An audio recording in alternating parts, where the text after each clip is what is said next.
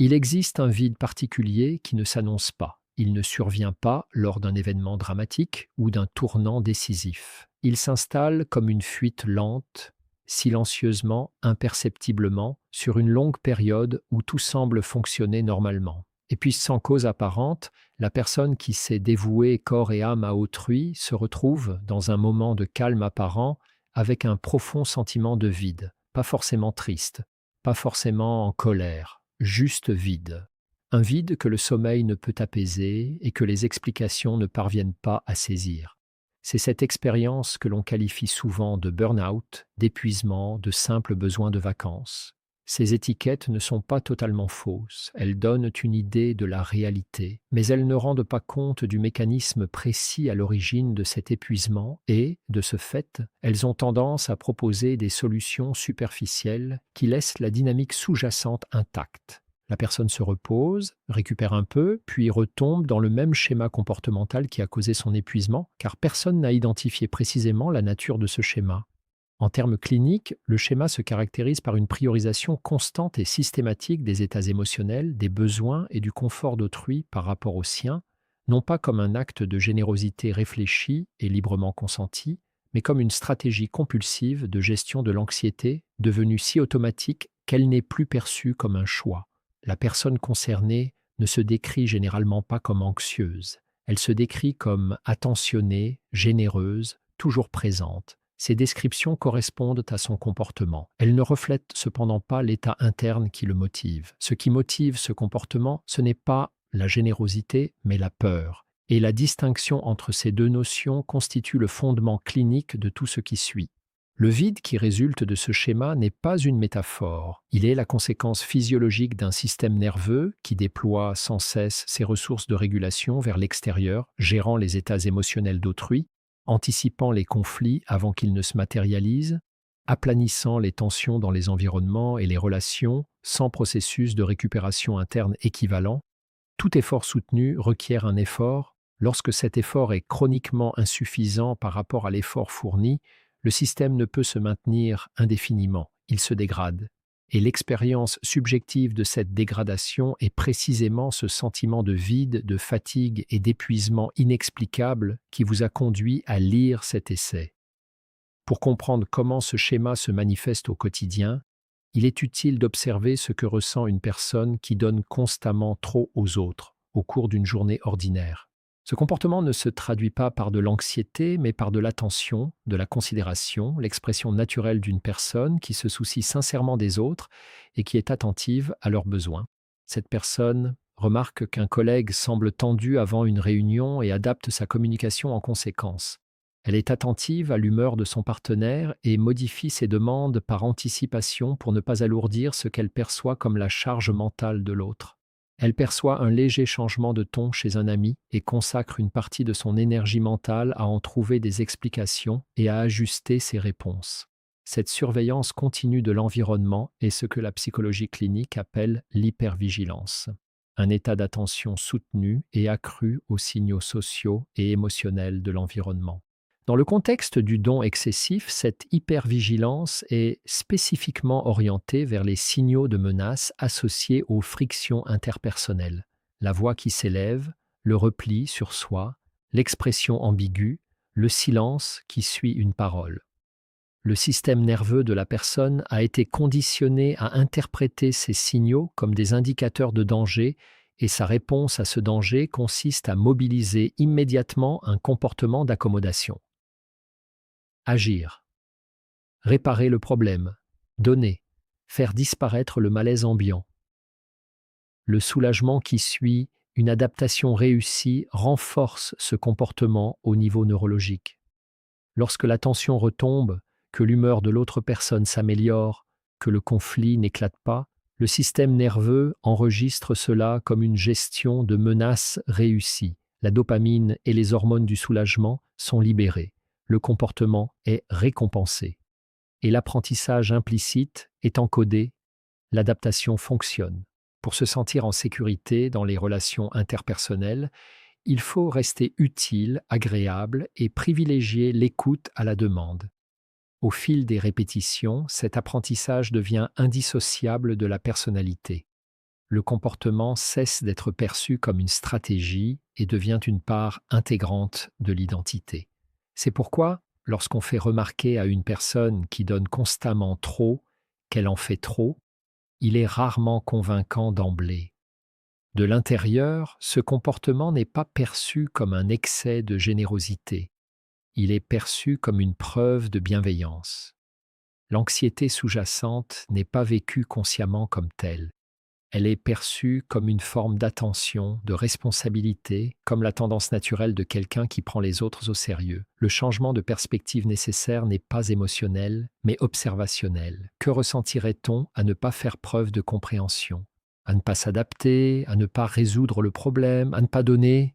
Si la réponse à cette question implique un sentiment de menace perceptible, une appréhension sourde, une agitation, l'anticipation d'un problème, alors ce comportement n'était pas un choix libre. Il s'agissait d'une réponse conditionnée à un système d'alarme interne qui fonctionne en continu depuis très longtemps. L'hypergénérosité chronique recèle une structure cognitive particulière, rarement explicitée, mais immédiatement reconnaissable par presque tous ceux qui en souffrent une fois nommés.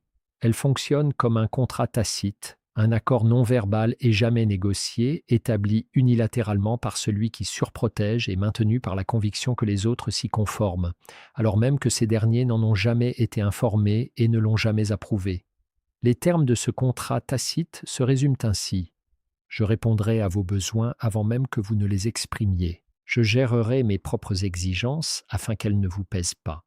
Je serai toujours disponible, toujours arrangeant, toujours facile à vivre. Et en retour, même si je ne le dirai jamais ouvertement et que je n'en ai peut-être même pas conscience, j'attends de vous que vous le reconnaissiez un jour.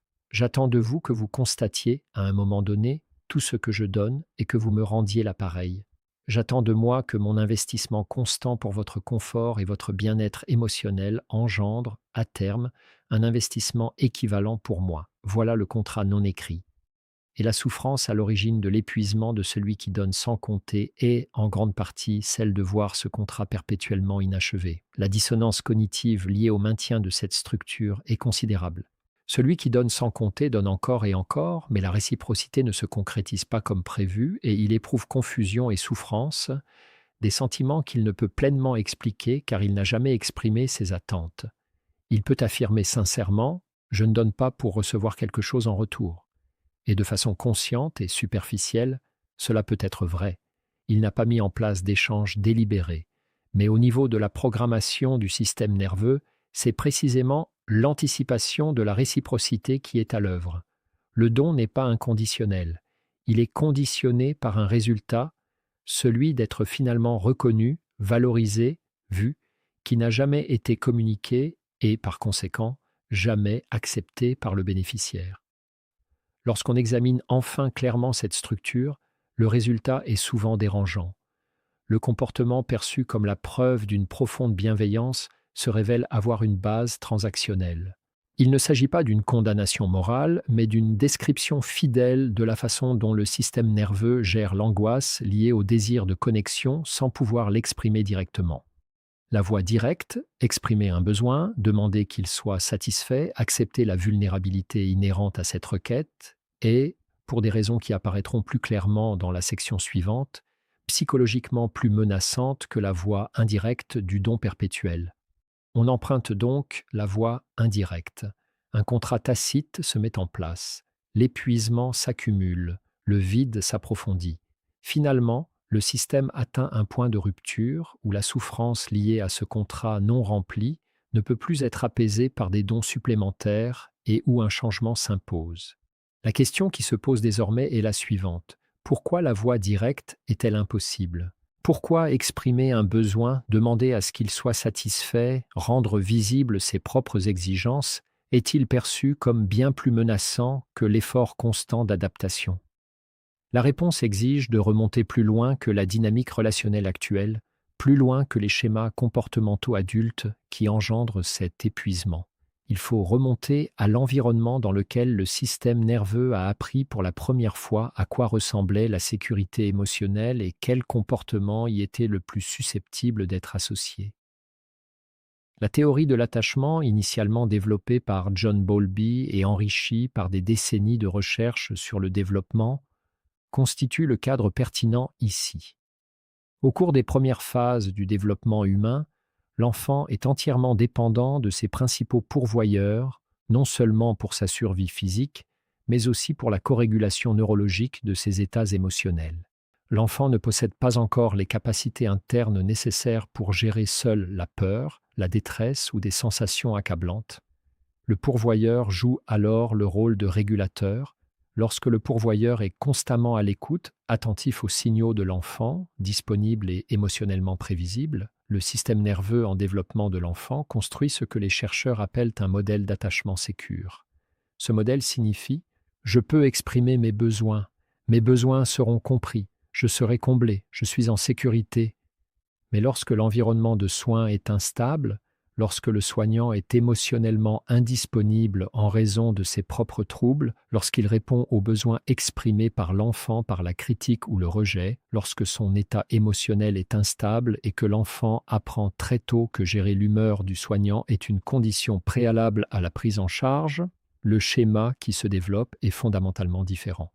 Dans ce cas, le codage fonctionne ainsi. Exprimer mes besoins a des conséquences négatives. Mes besoins sont un fardeau. La stratégie la plus sûre consiste à répondre aux besoins du soignant et à minimiser l'expression de mes propres besoins. Le système nerveux de l'enfant, doté d'une grande plasticité et conçu pour apprendre de son environnement avec une efficacité extraordinaire, s'adapte à ces conditions. Il apprend à privilégier l'attention portée aux autres plutôt que la reconnaissance de ses propres besoins.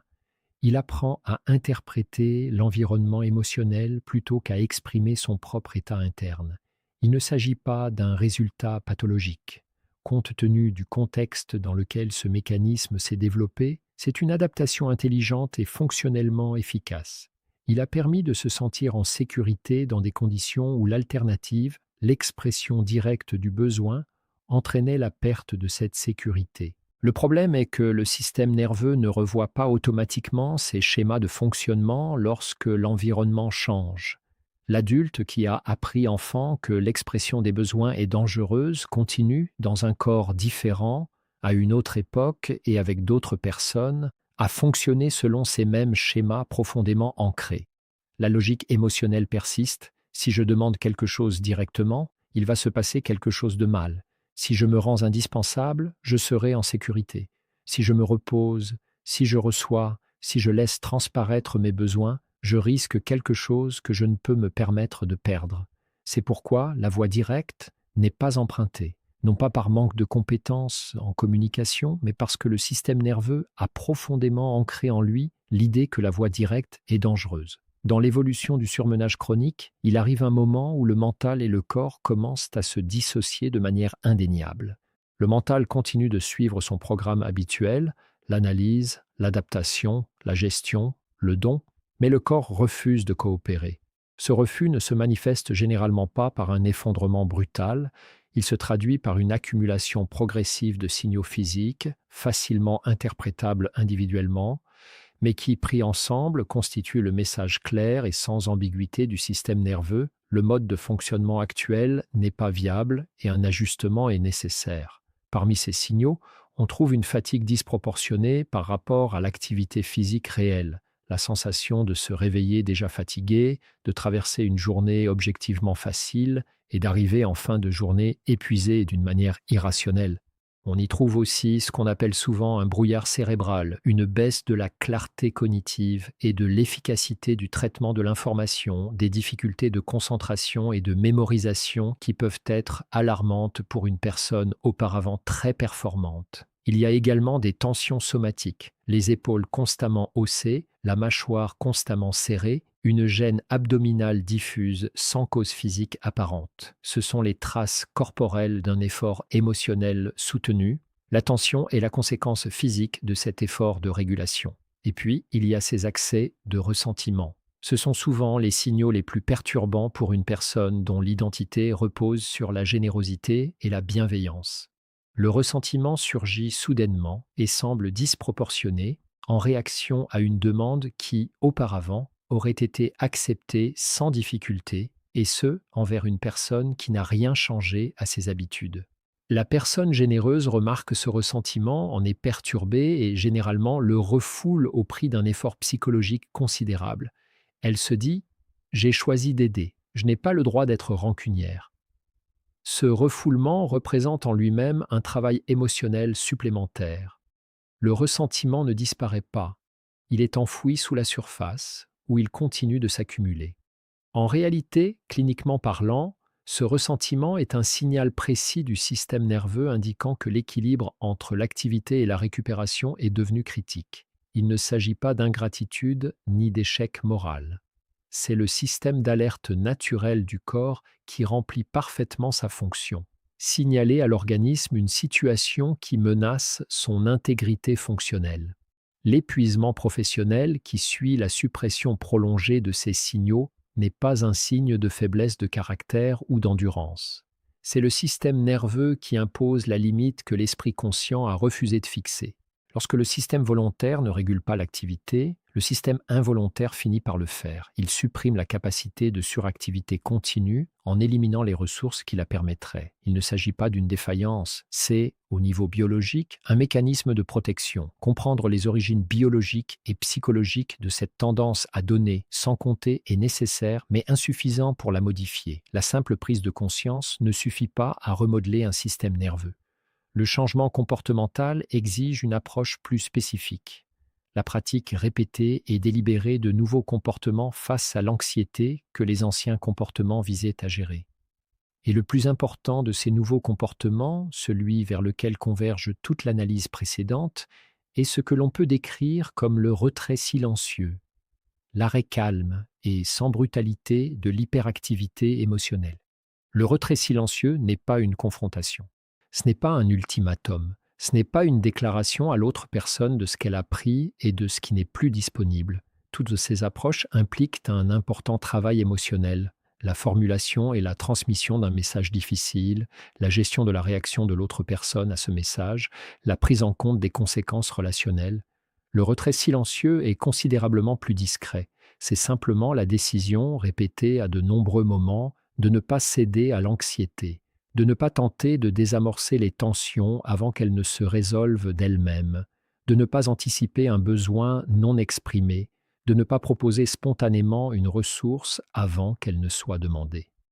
L'expérience initiale de cette pratique est désagréable d'une manière spécifique et prévisible. L'anxiété que le surmenage gérait ne disparaît pas lorsque celui-ci cesse. Elle refait surface. Elle se manifeste par de la culpabilité, par le sentiment persistant de décevoir autrui, par l'intrusion cognitive du « je devrais en faire plus ». C'est l'expérience interne du vieux programme du système nerveux qui fonctionne sans son exutoire comportemental habituel. Il est important de reconnaître ce malaise pour ce qu'il est, le signal d'une ancienne adaptation cherchant sa réponse familière, et non comme la preuve que le retrait était une erreur. Ce malaise ne nous renseigne pas sur la moralité de fixer une limite. Il nous renseigne sur la profondeur du conditionnement qui est en train d'être interrompu. Tolérer ce malaise sans y réagir est la compétence essentielle de cette transition. Chaque fois que l'anxiété signale « donnez plus, faites plus, réglez ce problème » et que la réponse consiste à rester présent sans céder à ce signal, le système nerveux reçoit de nouvelles informations. La catastrophe anticipée, le retrait de l'approbation de l'autre, le conflit, la rupture relationnelle ne se matérialisent pas, ou si elle se produit, elle s'avère gérable. Avec le temps, à force d'être confronté à cette situation, l'évaluation de la menace associée au refus de s'adapter commence à évoluer. L'amygdale, qui fonde son évaluation sur les données expérientielles accumulées, met à jour sa prédiction. Ce qui était perçu comme dangereux commence à être considéré comme gérable. Ce processus est lent, mais il est bien réel. La question qui découle de la pratique du retrait silencieux est la suivante. À quoi ressemble réellement le paysage relationnel une fois que le surmenage cesse? C'est là qu'une description honnête est plus utile qu'une idéalisation. Certaines relations changent profondément lorsque le surmenage prend fin.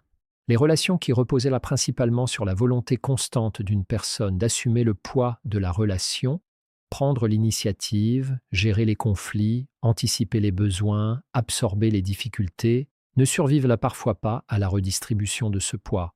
C'est douloureux à constater, c'est aussi une information juste sur ce que ces relations étaient réellement. Un lien qui n'existe que parce qu'une personne se surinvestit continuellement n'est pas un lien entre deux personnes. C'est un lien entre une personne et les besoins insatisfaits de l'autre, mais toutes les relations ne réagissent pas ainsi. Certaines se rééquilibrent, l'autre personne, désormais amenée à assumer une plus grande part de ses responsabilités émotionnelles, découvre qu'elle en est capable et la relation se réorganise autour d'une dynamique plus durable et plus authentique. Ce sont ces liens qui recèlent une véritable substance relationnelle sous l'asymétrie engendrée par le surmenage.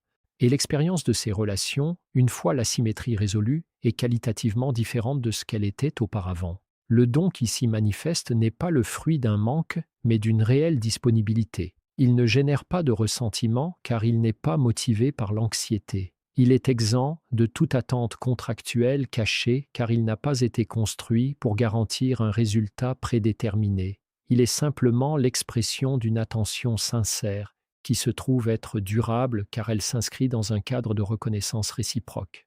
Voilà à quoi ressemble concrètement une générosité saine. Il ne s'agit pas d'une absence de générosité, mais d'une générosité en adéquation avec les ressources disponibles. La personne qui donne ainsi ne donne pas tout dès la première demande. Elle évalue ses ressources réelles et donne en fonction de celles-ci. Lorsqu'elle n'a pas les ressources nécessaires, elle le communique directement, sans s'excuser longuement ni se justifier par la culpabilité, mais simplement en reconnaissant calmement qu'elle ne peut pas offrir cela pour le moment. Cette clarté, pratiquée régulièrement, améliore considérablement la qualité des relations. Elle donne du sens à la présence offerte, car elle n'est pas le fruit de la contrainte, mais d'un choix. L'état psychologique stable qui émerge de cette transition ne se caractérise ni par un bonheur accru, ni par une absence totale de difficultés. Il se caractérise plus précisément par une réduction de l'épuisement particulier qui résulte d'un fonctionnement constamment contraire à ses propres besoins biologiques, le bourdonnement anxieux qui accompagnait le surmenage, donc la surveillance constante, l'adaptation préventive, le ressentiment refoulé, le vide grandissant, s'apaise progressivement à mesure que le système nerveux apprend, par l'expérience accumulée, que la voie directe n'est pas aussi dangereuse qu'on le lui avait fait croire, qu'exprimer une limite n'entraîne pas une rupture relationnelle catastrophique, que recevoir de l'aide n'est pas une menace, que se reposer n'est pas un manquement à son devoir. Ce qui devient possible en l'absence de ce schéma de suractivité, c'est l'expérience d'être véritablement connu, non pas exécuté, non pas contrôlé, mais connu réellement par ceux qui vous rencontrent dans un état où vos préférences, vos limites et vos besoins réels sont visibles et non systématiquement dissimulés derrière une façade d'accommodement constant. C'est dans ces conditions que peut se former une connexion authentique, distincte de la structure transactionnelle d'un don tacite. Le vide qui caractérisait l'état précédent n'était pas seulement le fruit de l'épuisement. Il résultait aussi d'une invisibilité chronique, d'une présence dans les relations en tant que fonction plutôt qu'en tant que personne. Le retour à l'équilibre est, en partie, le retour à la visibilité. Et si vous reconnaissez dans ce qui a été décrit aujourd'hui la texture particulière de votre propre épuisement, si ce sentiment de vide, ce contrat non reconnu, cette anxiété déguisée en bienveillance vous sont familiers, je voudrais vous poser une question directe et précise. Quel est le besoin que vous avez le plus systématiquement et efficacement refoulé? Pas ceux que vous mentionnez en passant, celui qui est véritablement difficile à reconnaître même pour vous-même. Écrivez-le dans les commentaires, car le fait de le nommer, même de cette manière simple et privée, est le premier acte comportemental qui oriente la suite.